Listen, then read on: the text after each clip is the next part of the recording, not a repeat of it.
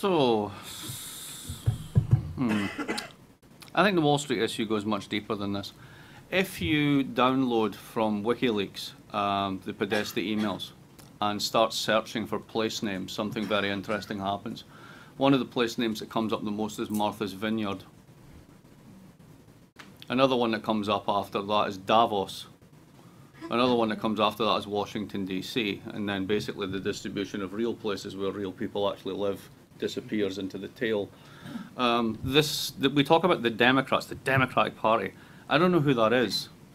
I know that there's a bunch of people who have made very, very nice six-figure careers in D.C., bouncing from agency to agency, starting wars, getting promoted, never actually paying the costs for it, waiting for the next administration to give them another pay hike. And I see a lot of that, and you just spend any time in D.C. and you bump into them all the time. Let me read you a little bit from what Thomas Frank had to say about this today in The Guardian. There's an even larger problem here. There's a kind of chronic complacency that's been rotting American liberalism for years. A hubris that tells Democrats they need do nothing different. They need deliver nothing to anyone, really, except their friends on the Google jet and those nice people at Goldman. The rest of us are treated as though we have nowhere else to go and no role to play except to vote enthusiastically on the grounds that these Democrats are the last thing standing between us and the end of the world. It's a liberalism of the rich, and it's failed the middle class, and it's failed in terms of its own electability. Enough with these comfortable Democrats and their cosy Washington system. Enough with Clintonism and its prideful air of professional class virtue. Enough. That's coming from a left commentator, not a right commentator. So I'm not even sure who the Democrats are that are going to mount this challenge, who the people that they're going to connect with, the social organizations, the movements, the youth. How do they touch them when they barely only talk to each other and no one else on the way out to Davos or Martha's Vineyard to commune with the guys at Goldman that are funding the party? Let's talk a few other consequences. In the summer, if you weren't paying close attention to American politics, or if you're a European, I got quite a few calls from Europeans, friends of mine from email, and they would say, why are you guys obsessed with bathrooms? Because it seems that Obama's legacy, from an outside point of view, now of course I get what's going on here, right? You're basically saying states cannot decide who persons are. This is actually an incredibly important issue, but it's done about bathrooms and who gets to go to a bathroom, right? Now let's think about people who really don't have the time or the inkling to figure out that this is actually a really important civil rights issue. It sounds ridiculous. And so much of what Democrats spend their time on might be good, but sounds ridiculous. And let's think about what Obama's actually doing for his legacy. You know, they were saying that he was going to ram TTIP through a lame duck session of Congress? A free trade agreement. You know that thing that lots of people are upset about? Let's go to Europe for a minute. Zygmunt Gabriel, the head of the Social Democrats. I was at his shop 3 weeks ago. I said, where's Zygmunt? He was in Wallonia campaigning for a free trade agreement with Canada. This is the head of the Social Democratic Party. When their job is carrying water for corporations to get investor protection treaties and then going out to commune with Goldman where the money is, why would you believe in them? I think the credibility problem here is absolutely enormous. Now, let's think about other things that have happened in the past that we have responsibility for that we never think about. The financial crisis, the Commodity Futures Modernisation Act, the deliberate discount of any information that anything to do with banks and finance wasn't good. The idea that we can't prick asset bubbles because we don't really know they're asset bubbles. Really? My dead cat Biggie knew there was a housing bubble and he didn't have a PhD in economics.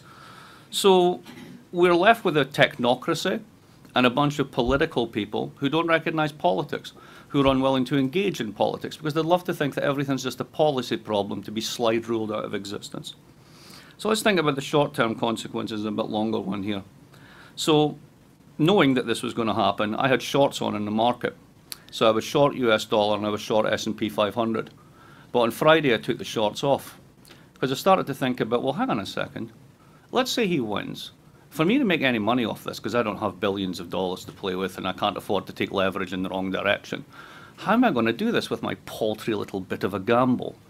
Well, if you think about the companies that are going to benefit from Trump, there's actually a lot of them and they disproportionately weight the S&P 500. So banks. Now, why are banks going to start loving this? Because Dodd-Frank is going to die. That much is clear. Healthcare companies, they're going to love it because Obamacare is going to die. Infrastructure companies are going to love it because we are going to spend money on that, and we're going to be able to do it because we're going to do it in the form of tax cuts, which is going to bloat the deficit and is going to be negative on US bonds.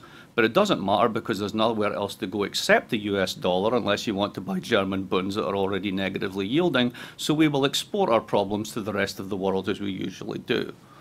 So in the short term, you can tell a story that makes sense as to why today, after this guy gets elected, the US... not just the stock market's up, all the indexes are up, and the US dollar is up. And that's after we elected that guy.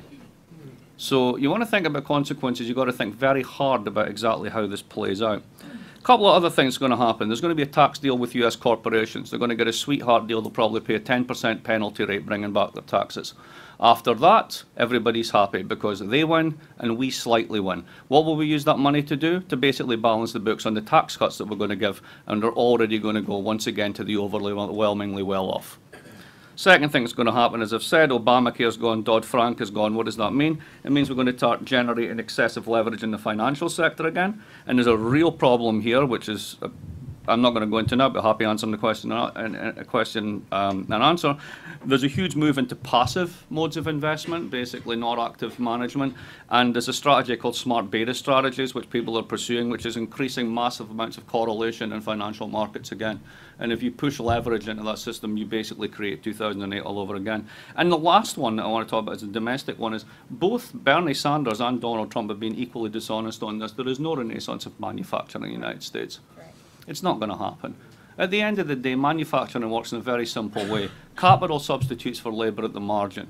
And the more capital you have, the less labour you need. Look at German Mittelstand. Employment's going like this, output's going like this.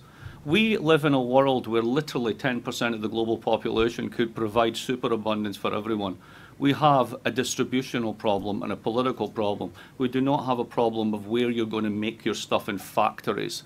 The notion that we're going to rebuild all these factories, the plant suppliers, the equipment manufacturers, what, so that people can get lung disease and asbestosis again? Is that actually the plan? I think this is tremendously dishonest to say that's going to happen. And then finally on foreign policy, I mentioned that the Italians are going to be in trouble soon. The French could really be in trouble. There's a whole host of things going on, German elections coming up. I used to worry about the future of the euro so much so that I wrote a book about it. I don't worry about the euro, I think that stays. I worry about the EU itself. I think that is desperately unstable and desperately fragile because it rests upon a technocratic consensus that the Commission can run things and the ECB is the best one to run economic policy, and nobody buys that anymore. So the legitimacy gap is absolutely huge and the performance gap is absolutely huge. And the final one, your friend and mine, Vladimir Putin.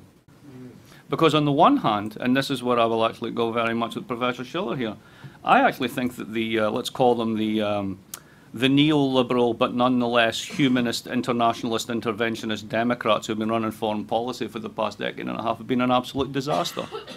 They haven't solved Iraq. They continue to do the same things. They're still blowing up Afghanistan. There's no end in sight. We're dropping drones on people without responsibility or oversight. This isn't going anywhere.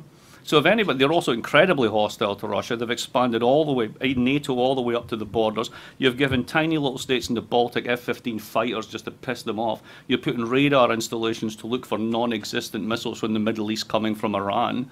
And then you've got Putin on the other side of that. So in the short term, taking that off the table might actually not be bad. That's why they're delighted. But here's your long-term problem.